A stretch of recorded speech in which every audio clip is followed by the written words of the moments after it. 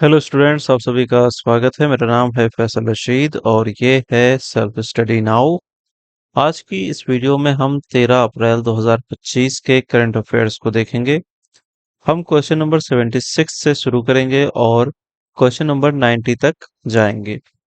तो चलिए शुरू करते हैं इस वीडियो को।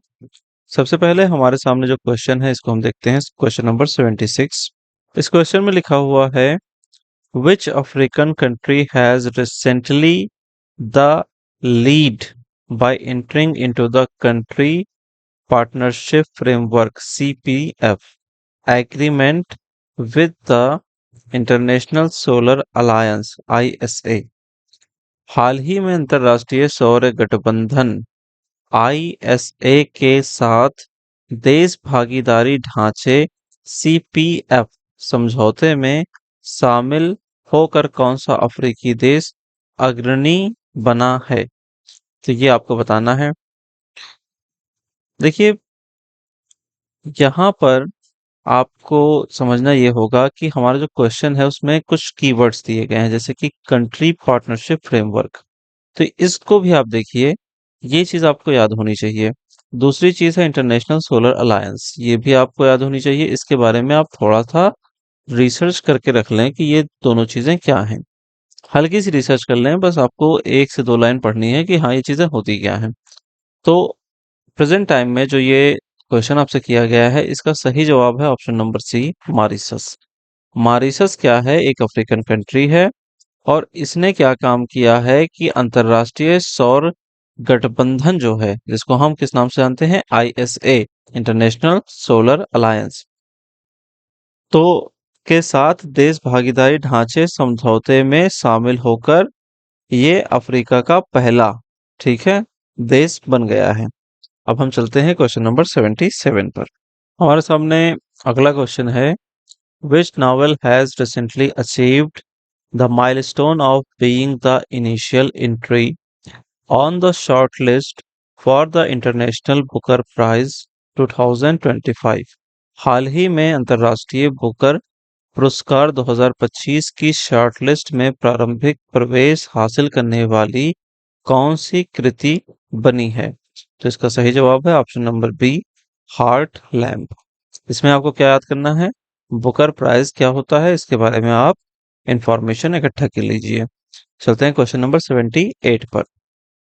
क्वेश्चन नंबर 78 हमारे सामने है, लिखा हुआ है, Which IIT campus has recently raised alarms about the potential reduction of India's key food crops due to ozone pollution in its study?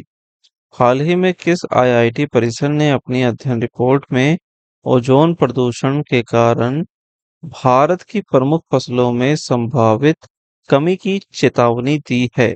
तो इसका सही जवाब है आईआईटी खड़गपुर। अब ये आपको बताना है कि आईआईटी खड़गपुर किस स्टेट का पार्ट है। चलिए चलते हैं क्वेश्चन नंबर 79 पर। हमारे सामने क्वेश्चन नंबर 79 है, लिखा हुआ है, in which location was the ninth edition of the Global Technology Summit GTS 2025 conducted? वैश्विक प्रौद्योगिकी शिखर सम्मेलन 2025 का नवा संस्करण किस स्थान पर आयोजित हुआ? तो इसका सही जवाब है option number D, new Delhi. चलते हैं क्वेश्चन नंबर 80 पर। क्वेश्चन नंबर 80 कह रहा है, which neighbouring country has recently had its transshipment facility discontinued by India? हाल ही में भारत ने किस पड़ोसी देश की ट्रांसशिपमेंट सुविधा को बंद कर दिया है? जिसका सही जवाब है बांग्लादेश। प्रेजेंट टाइम में बांग्लादेश में आपने देखा था कि तख्ता पलट हुआ है और इसी के चलते वहाँ के जो हालात हैं वो बहुत ही अजीबोगरीब हैं। और इन्हीं सब चीजों की वजह से इंडिया ने क्या किया है कि जो ट्रांसशिपमेंट फैसिलिटी थी उसको डिसकंटिन्यूड कर दिया है। चलते हैं क्वेश्चन नंबर 81 पर। क्वेश्चन नंबर 81 है हमारे सामने, लिखा हुआ है, in which region was the apricot flower festival 2025 held to enhance spring tourism? वसंत पर्यटन को प्रोत्साहित करने के लिए 2025 का खुबानी फूल महोत्सव किस क्षेत्र में आयोजित किया गया? तो इसका सही जवाब है लद्दाख। ऑप्शन नंबर बी हमारा है लद्दाख और यही सही जवाब है। इसके पीछे का रीजन ये है कि इससे टूरिज्म बढ़ेगा, लोगों को हम खुबानी के फूल कितने खूबसूरत होते हैं ये चीज बताएंगे और इसके लिए लोग आएंगे दूर दूर से। तो पर्यटन को प्रोत्साहन मिलेगा, वसंत पर्यटन को। ठीक है, यानी कि वसंत ऋतु में आने वाले जो टूरिस्ट होते हैं उनके नंबर्स में बढ़ोतरी देखने को मिलेगी। अब हम चलते हैं क्वेश्चन नंबर 82 पर। क्वेश्चन नंबर 82 है, justice Sanjiv Kumar has been designated as the acting chief justice of which high court? न्यायमूर्ति संजीव कुमार को किस उच्च न्यायालय का कार्यवाहक मुख्य न्यायाधीश नियुक्त किया गया है? देखिए क्वेश्चन आपका पहले भी आ चुका है और इसका सही जवाब है option number D, Jammu Kashmir and Ladakh high court. अब चलते हैं क्वेश्चन नंबर 83 पर। क्वेश्चन नंबर 83 हमारे सामने है, लिखा हुआ है, with which country has IIM Ahmedabad recently partnered to establish its inaugural overseas campus? तो IIM अहमदाबाद ने हाल ही में अपने पहले विदेशी कैंपस की स्थापना के लिए किस देश के साथ साझेदारी की है? तो इसका सही जवाब है ऑप्शन नंबर ए, यूएई। आप मुझको यूएई के फुल फॉर्म के बारे में बताएं कि इसका फुल फॉर्म क्या होता है। ठीक है, और ये कौन सी कंट्री है या फिर क्या है ये। अब हम चलते हैं क्वेश्चन नंबर 84 की तरफ। क्वेश्चन नंबर 84 है, which state has partnered with Kerala to conduct a joint census of the endangered Nilgiri tahar species? तो केरल ने संकटग्रस्त नीलगिरी तहर प्रजाति की संयुक्त गणना के लिए किस राज्य के साथ साझेदारी की है? इसका सही जवाब है ऑप्शन नंबर बी, तमिलनाडु। तो तमिलनाडु के साथ मिलकर के केरल ने संकटग्रस्त नीलगिरी तहर प्रजाति की संयुक्त गणना के लिए साझेदारी की है। अब क्वेश्चन नंबर 85। क्वेश्चन नंबर 85 हमारे सामने है और इसमें कहा जा रहा है, what rank has the Indian shooting team secured in the ISSF world cup medal standings? ISSF world cup पदक तालिका में भारतीय निशानेबाजी टीम ने कौन सा स्थान प्राप्त किया है? तो इसका सही जवाब है ऑप्शन नंबर बी, सेकंड। अब हम क्वेश्चन नंबर 86 को देखेंगे। 86 क्वेश्चन नंबर हमसे कह रहा है, which countries cricketer Anderson was recently honored with the knighthood for his sports contributions? हाल ही में किस देश के क्रिकेटर एंडरसन को खेल में उनके योगदान के लिए नाइटहुड से सम्मानित किया गया? इसका सही जवाब है ऑप्शन नंबर सी, ब्रिटेन। तो जो ये नाइटहुड का सम्मान होता है, ये ब्रिटेन में एक बहुत ही रेयर सम्मान होता है, बहुत ही कम लोगों को ये सम्मान दिया जाता है, ये ऑनर दिया जाता है। चलते हैं क्वेश्चन नंबर 87 की तरफ।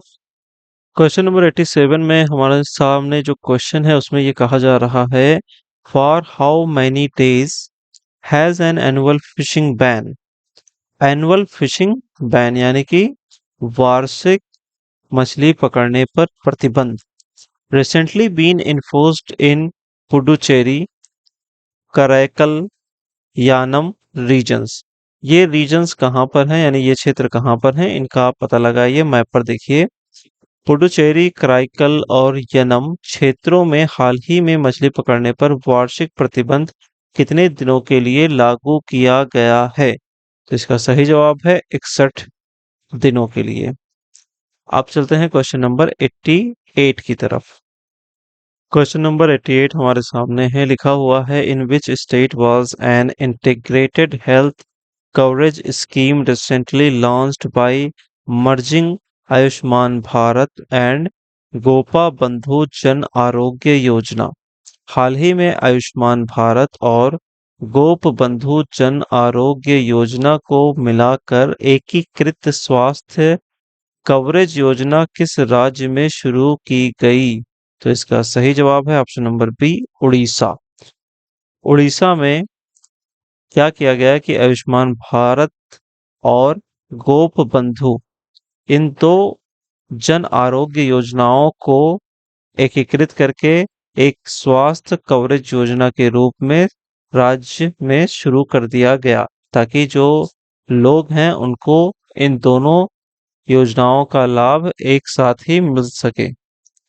अब हमारे पास क्वेश्चन नंबर 89 है और इसमें सवाल किया जा रहा है, until what date are nominations open for the Padma Awards 2026 set to be announced on Republic Day 2026? गणतंत्र दिवस 2026 पर घोषित होने वाले पद्म पुरस्कार 2026 के लिए नामांकन कब तक स्वीकार किए जाएंगे? तो इसका सही जवाब है 31 जुलाई 2025। चलते हैं इस वीडियो की लास्ट क्वेश्चन पे।